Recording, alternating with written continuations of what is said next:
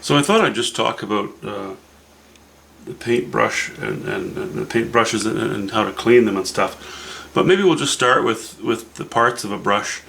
This is the pointy end, and the other end there, this is the furry end, and this is the shiny part, and then this is the middle. It's almost always called the middle. The paint goes mostly on the furry end. It seems to work the best, in my experience, anyways. Maybe not always, but usually that's where I like to put it. So anyway, on to cleaning these things. I guess I'll start with just showing you. This is a. Where am I? There we go. This is a very high-end, artist's quality brush cleaning container. It came with, it came with a real bonus. It was actually filled with tuna when I first bought it. Anyway, it works great. I don't like to have too small of a container because I will saturate my thinner, my brush cleaner so quickly. I like to have something a little larger than that. Okay, so you see how dirty that paint thinner is in there. I've got a whole. I'm just gonna empty this a second here. I'm gonna dump out most of the liquid, all of the liquid actually. So what I'm left with is that sludge, and I allow it to build up for a while, but eventually it just becomes a nuisance and it's hard to get your brushes very clean. So I'm gonna clean that out with a paper towel. Okay, there we have it. It's not spick and span. Don't care about spick and span. I've just wiped the sludge out of it. There's still a tiny bit in there. There's no point in making it super clean because within 30 seconds of it being used again, it's going to be dirty again. Well, I'm going to clean a clean brush. And I just want to show you something. And this is what I do. Doesn't mean you have to. Everybody has their different way about it. But I like to, as long as I can, maintain roughly the shape that the new brush comes in. Excuse me. Now, when they're brand new, they have these very sharp, angular corners on them. And I like them to wear down a little bit. But when they look kind of like this, I kind of like to keep it that way as long as I can. Not that I'm saying I go gentle on it when I'm painting, but okay. So cleaning the brush, I lay it on the bottom of the tin like so, and I don't have it vertical so that I'm pushing really hard on it. I don't want to bend the bristles way over.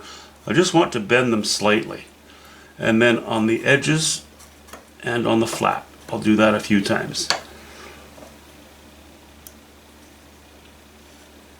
Okay, and then push it against the edge. Again, not bending the bristles too far.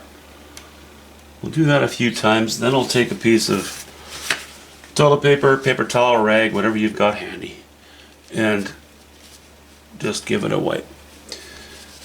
I squeeze on it. I don't squeeze too hard and I don't pull too hard. But okay, so I'll do that a couple of times. I don't worry about it if it comes out. I'm not going to clean it to the point where it comes out clear on my rag. I just want to get the bulk of it out of there. Yeah, that's pretty good. Here, I'll do one more.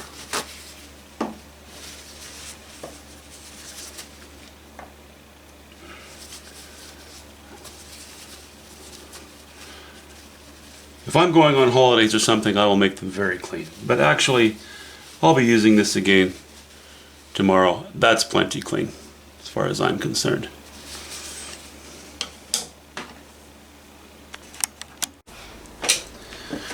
Well, anytime you have a container that is deep, much deeper than one of these, to the point where you can actually set your brush in it, and it rests on the bottom of that container for, more than an hour or so.